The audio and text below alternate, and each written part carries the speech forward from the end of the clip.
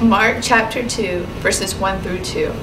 A few days later, when Jesus again entered Capernaum, the people heard he had come. So many gathered that there was no room left, not even outside the door, and he preached the word to them. If you know there's a place you can go to receive miracles, will you go there? If you go, will you stay until you receive yours? Hi, this is Susan Chapman, welcoming you to the Hour of Praise. God is blessing people through this ministry. Please encourage friends and relatives to tune into this program today. Hearing the word is the best gift you could ever give them. Remind them they can also watch online at www.watc.tv.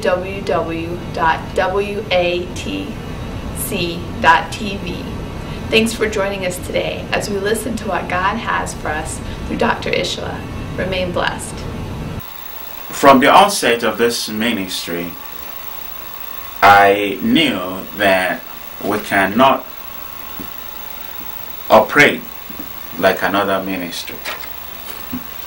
And there is one thing that we have decided to do, and that is say whatever God is asking us to say. Now, when the Spirit of the Lord is saying that the church is asleep and needs to wake up, I believe that God is going to give some people enough understanding and zeal to be able to actually take this to heart and begin to move accordingly. Because the blessings of this message will accrue only to people who take it to heart, people who decide to do something about it. Usually when God is getting ready to bless his people, he will give them instruction. Look at the guy that had leprosy, Naaman. When it was time for his leprosy to be removed, the man of God said, okay, this is your instruction. Go there, wash in the pool, and you'll be fine. A lot of times, people stop short of obeying those instructions, obeying those commands. So somehow, along the line, they just stop. And that's why a lot of people are frustrated in the kingdom. Because the instructions that God gave them, they just refuse to carry out those instructions. And meanwhile, they are still waiting for their miracles. Now, no miracle is going to come until you do what God asks you to do. And there are some people that are at the edge of their breakthrough right now, and the Spirit of the Lord is saying, there is one thing that is delaying you. You are sleeping. And now, when I looked at Merriam-Webster's dictionary for the definition of sleeping, it's called suspension of consciousness. When you willingly suspend your consciousness, you are asleep. It's not necessarily when you are physically laying on your bed and closing your eyes. That's not the only time you sleep. When you can be standing or sitting and still be asleep. The moment your consciousness is suspended, you are basically asleep. And we're going to look at this in three different ways. Now, sleeping in the church could signify losing sight of the power of God. When you lose sight of God's power, when you decide to consciously ignore the power of God, his doings in your life, his testimonies, the things he did before. And now, number two, we're going to look at when you lose consciousness of your responsibility. You can be asleep by losing consciousness of what you are responsible for. In life, we all have different responsibilities. It's my responsibility to make sure that I get this tape to the TV station on time. Now, I can fall asleep and refuse to do that at the right time, that will be sleeping. And now, the third one is when you fall asleep. In any of these ways, there is something that happens. You lose, and lose all over the place. Left and right, you just lose. And as a result of that, you get frustrated. Now, the examples in the scriptures are there. There is nothing in the Bible showing us that once we give our life to Christ, we don't have to do anything. There is nothing like that. In fact, what the Bible supports is once you give your life to Christ, you now have to continuously look up to Jesus, who is the author and finisher of your faith. Now, you have to consciously expect from Him from time to time. You have to listen to His instructions. Expect the leading of the Spirit. You know, it's just like Peter. When Peter saw Jesus on that water, walking on water, first the disciples were shocked. They thought it was a ghost. And once they realized that it was Jesus, Peter said, okay, here's the deal. If it is you, I also want to do the same. Because I know that God is no respecter of persons. And if God, the Father, can make this happen for you, I'm sure He can make it happen for me. And Jesus said, oh yeah, let's do that. You know. So Peter stepped out and started walking on water. But for as long as he was able to focus on the Lord Jesus Christ that bade him come, he was able to do it. But somewhere along the line, Peter began to sleep, S-L-E-E-P, while he was still walking. You know, sleepwalking. He began to sleep. Not that he fell down and slept, but he took his eyes off the mat. You know, and because he was no longer focusing on the source of his power, it began to sink. It began to sink, according to the Bible. And when that happened, thank goodness, somehow along the line he realized his mistake and woke up quickly and began to focus again on the Lord Jesus Christ, who asked him to come. Now, going back to losing sight of his power, if we look at Exodus chapter 4, verse 2, it says, and the Lord said unto him, what is in your hand? And he said, a rod. Verse 3, he said, and he said, cast it on the ground.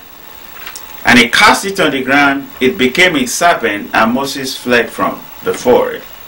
Now, losing sight of the power of God is the greatest problem we have in the church today. And I've written a book about it. The title does not reveal what is inside of the book. It's titled Christmas, Charisma, and Health. But in actual fact, that book was talking about how the church has lost sight of the gifts. Christianity without the gifts of the power. Jesus was not going to allow the disciples to start their ministry without receiving the power. And because we are losing sight of the power of God, we are becoming very, very weak. We can't go forth and say, okay, here is the power of God. You know, a lot of times what we do, you know, trying to convince people to come to Christ, it's not even necessary. Because when people see the power of God right before their eyes, when they see the demonstration of the power of the Most High, it won't take too much. You know, in one sermon, the disciples were able to bring 5,000 people into the kingdom. In another one, they brought 3,000 people into the kingdom. How did that happen? The power of God was made manifest. And because we are asleep, we are consciously suspending our knowledge of the power of God. And each time that was done in the Bible, you find out that people end up losing. Moses was getting ready to start leading the Israelites away from Egypt to the promised land. And at this point, Moses forgot the fact that the bush that brought him into this conversation was burning without burning. You know, one of the things the Lord told me this week while preparing for this message is the fact that it's time to rearrange some things, that He Himself is going to rearrange certain things. And through those restructuring, people are going to begin to enter into their promise. People will begin to receive things that have been promised for years. But it is not very easy to step into that by sleeping. We got to wake up. You want to wake up and regain your consciousness of the might of this God. I know that many people are no longer emphasizing what this God can do, but that is my job, is to remind you that this is the God that made the Israelites walk through dry ground in the middle of the Red Sea. This is the God that made it possible for the Israelites to cross Jordan on dry land. And He has not lost His power yet. I know He will never lose His power. So by sleeping, the church is forgetting about the power of God. We cannot afford to do that. Moses saw that power and he forgot about it almost immediately when God said, when he started telling God that, you know, the job you're asking me to do, I cannot do it. God said, okay, I'm going to restructure certain things right away. You see, your stick used to be a stick. Your rod used to be a rod only. He said, but the power, the law that made that rod to be rod only is going to be suspended. And because of that, your rod will be able to become a snake. And not just a snake that can eat another snake. Glory to God. You see, when God begins to restructure, when God begins to rearrange things, many things will happen. Because rearrangement in our own understanding is a little bit different from rearrangement in God's own perspective. Because when God says restructuring, when God says He's going to rearrange things, to our own equivalent of that is recreating, basically.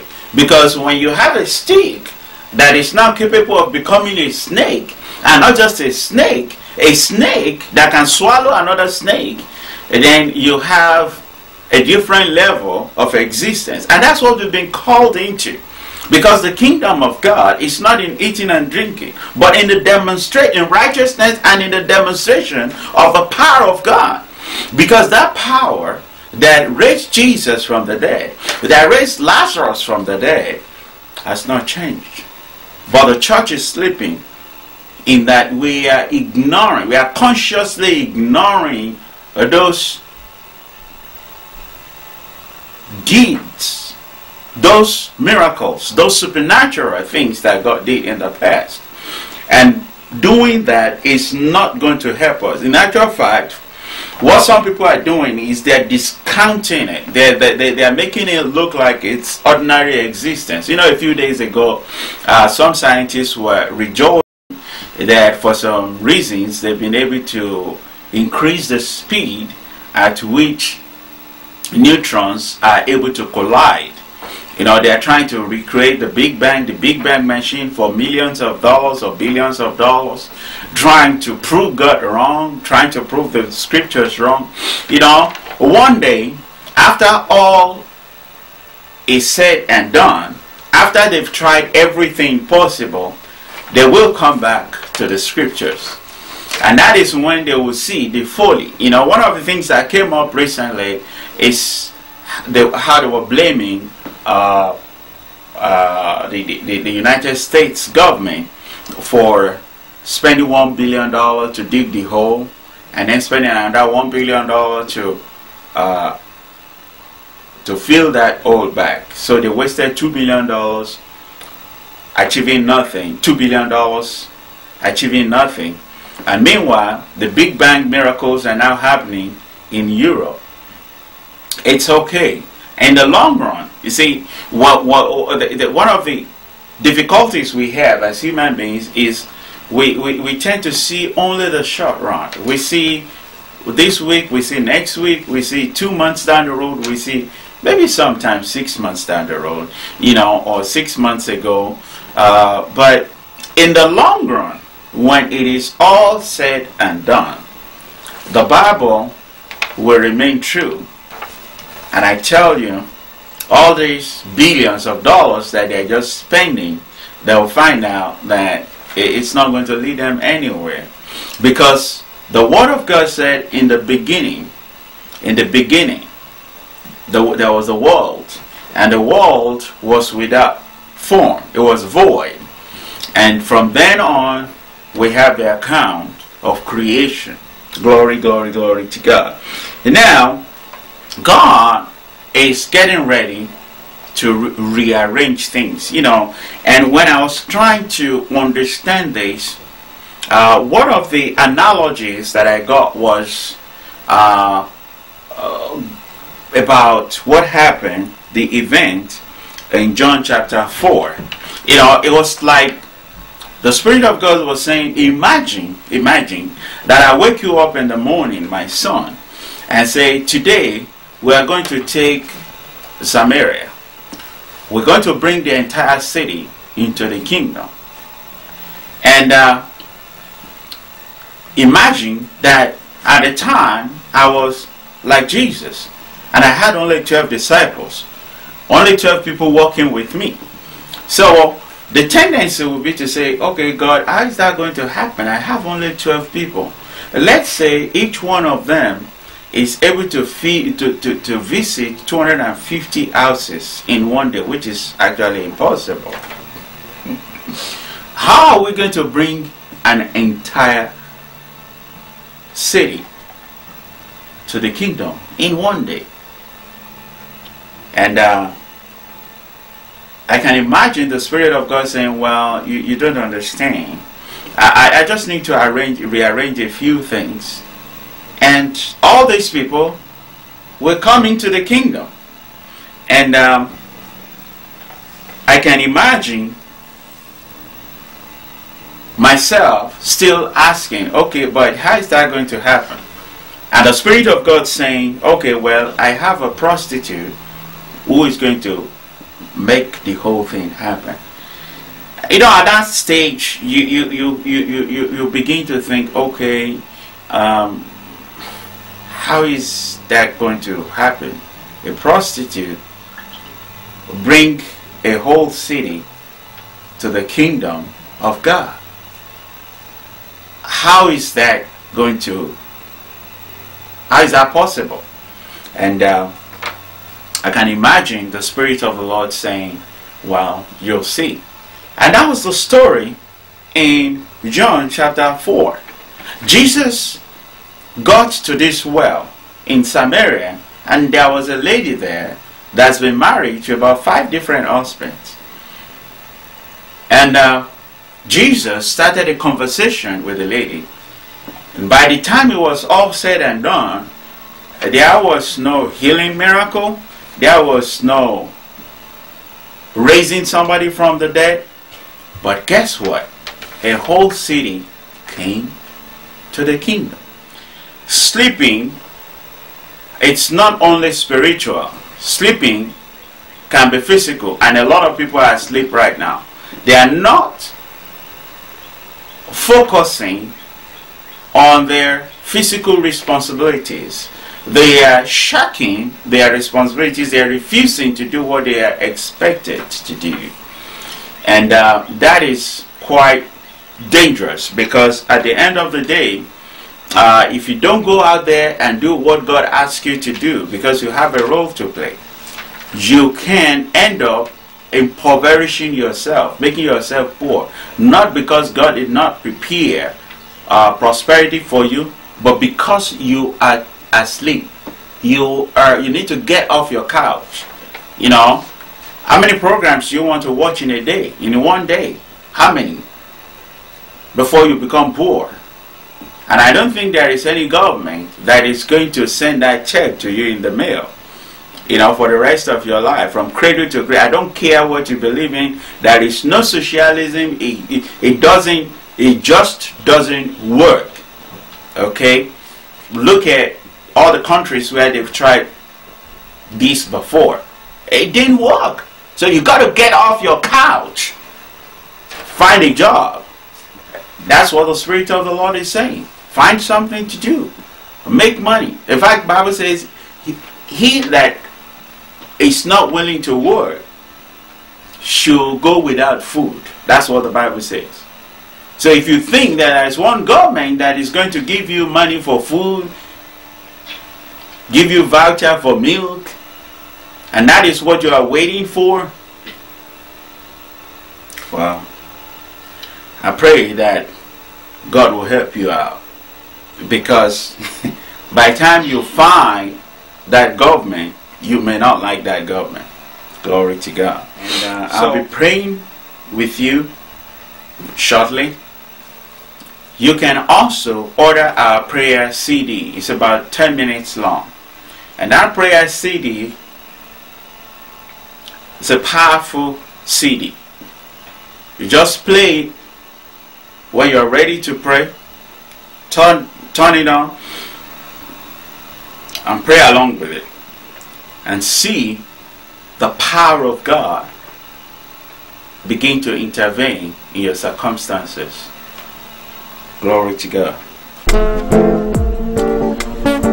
Hallelujah. Thank you, Jesus. Thank you. Thank you, Father, for today. Father, I lift up before you this day everyone that is watching this program. Reko Salima Shantala Wasemo Shantariakasa Rika Salimu Shintali Moko Sotori Moshi Upama Santa Likeshi Yepo Libo Sotori Vako Sotori Mama Baka Santa Rito Sendele Father, in the name of Jesus, Father,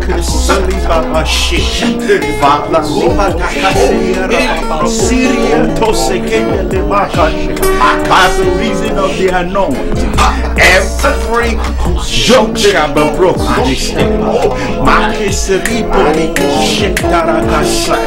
I take authority over the atmosphere.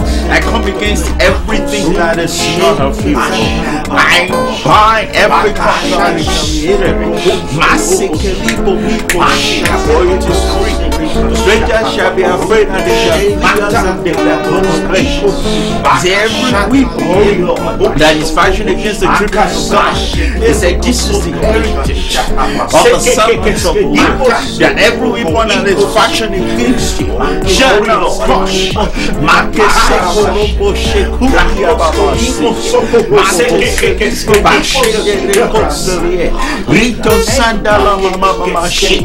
Father, in the name of Jesus, Father, in the name of He said, these are the signs that shall follow those who believe in you.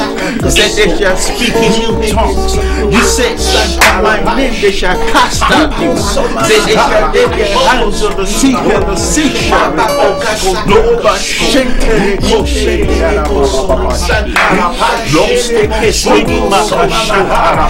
All manners of fire, every dream that you are planted, I command them to be uprooted right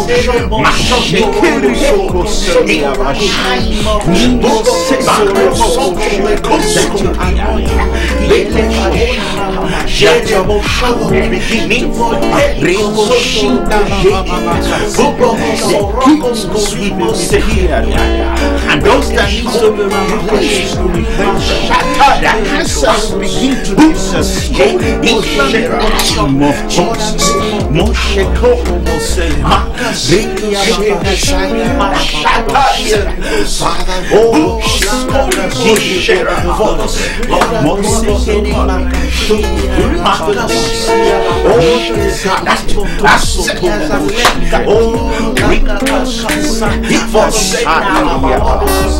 Set them free, Lord God. Set them free, Lord God.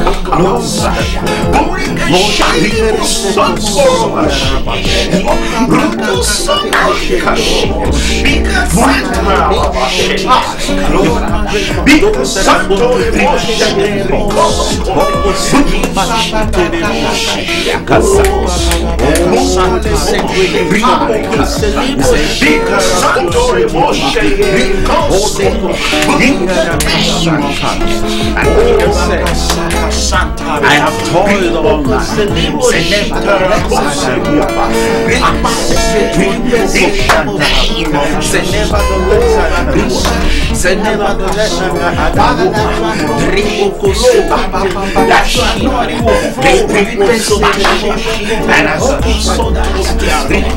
You said in secret. He said, make your father pray. That your anointing will fall. So shall it. Thanks for watching the Hour of Praise today. Please join us next week on this station at the same time for another time of refreshing. The glory of this later house shall surpass that of the former, and I can assure you that God is not done with his people. You can reach us at 404-732-2118. We look forward to fellowshipping with you again next week on the Hour of Praise, 5 p.m. every Saturday on WATC TV 57. You can also watch us live on www.watc.tv. You are blessed.